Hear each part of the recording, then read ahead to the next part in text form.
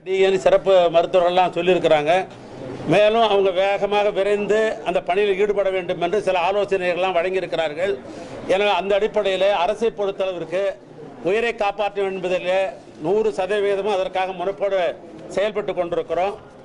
ஆனாலும் முதலமைச்சர் அவர்கள் இந்த சம்பவத்திற்கு இங்க இருக்கிற காவல்துறை முறையாக பணியாற்றியிருந்தால் இப்படி நடைபெற்றிருக்காது என்று எண்ணிய காரணத்தினால்தான் நேற்று மாவட்ட காவல்துறை கண்காணிப்பாளர் அவர்களை தற்காலிக பணி செய்ததோடு மட்டுமல்ல, அதிலே பணியாற்றுகின்ற கலால் துறையை சேர்ந்த அதாவது துணை கண்காணிப்பாளர், ஆய்வாளர்கள், எஸ்ஐஏ, ரைட்டர் முதல் கொண்டு 10க்கும் மேற்பட்டவர்களை நேற்று தற்காலிக பணி நீக்கம் செய்யப்பட்டிருக்கிறது.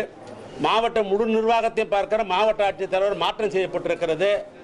அதோடு மட்டுமல்ல, இன்றைய தினம் சென்னையில், கோட்டையில் உயரதிகாரிலாம் அழைத்து பேசி உள்ளாட்சித்துறை செயலாளர் அமுதா ஐஏஎஸ் அவர்கள், அதே போன்று உள்துறை செயலாளர்கள், அதே போன்று தலைமை காவல்துறையுடைய தலைவர் டிஜிபி அவர் 2 பேரையும் 2 நாளையில் நீங்கள் நேரடியாக தளத்துக்கு சென்று ஆய்வு செய்து உடனே அரசாங்கத்திற்கு ரிப்போர்ட் கொடுக்கணும் என்ற ஒரு ஆணை பிறப்பித்திருக்கிறார்கள்.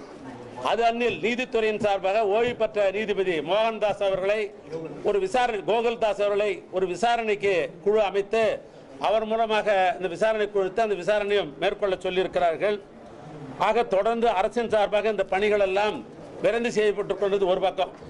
நேற்றைய தினம் நானும் நம்முடைய மக்கள் நலத்துறை அமைச்சர்கள் இங்கே வந்து பார்த்த பொழுது பல பேர் கோரிக்கை வைத்தார்கள். பத்திரிகைகள் கோரிக்கை வச்சுங்க, அந்த இறந்த குடும்பத்தை சேர்ந்தவர்கள் கோரிக்கை வைத்தார்கள். முதலமைச்சரிடத்தில் சொல்லுங்க, பல ஏழை பாளையங்கள்லாம் தொழிலாளர் குடும்பம்லாம் இருந்திருக்கிறது, அவளுக்கு நிதியுதவி தர வேண்டும் என்று கேட்டுக்கொண்டார்கள். அந்த அடிப்படையில் முதலமைச்சர் அவர்கள் இன்றைக்கு கோட்டையிலிருந்து அதையும் அறிவித்திருக்கிறார்கள்.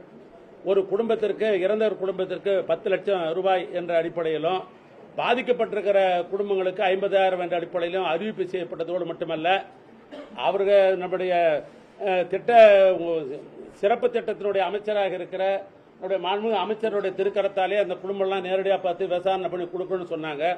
அந்த அடிப்படையில் அந்த செக்கு இங்கே 27 குடும்பங்களுக்கு இப்பொழுது இங்கே கொடுத்துருக்கிறோம். ஏனைய குடும்பங்களுக்கு தொடர்ந்து அந்த சில இடங்களில் கொண்டு நேரடியாக கொடுப்பதற்கு வேண்டிய பணிகள் எல்லாம் இங்கே தொடர்ந்து நடைபெற்றுக் கொண்டிருக்கிறது.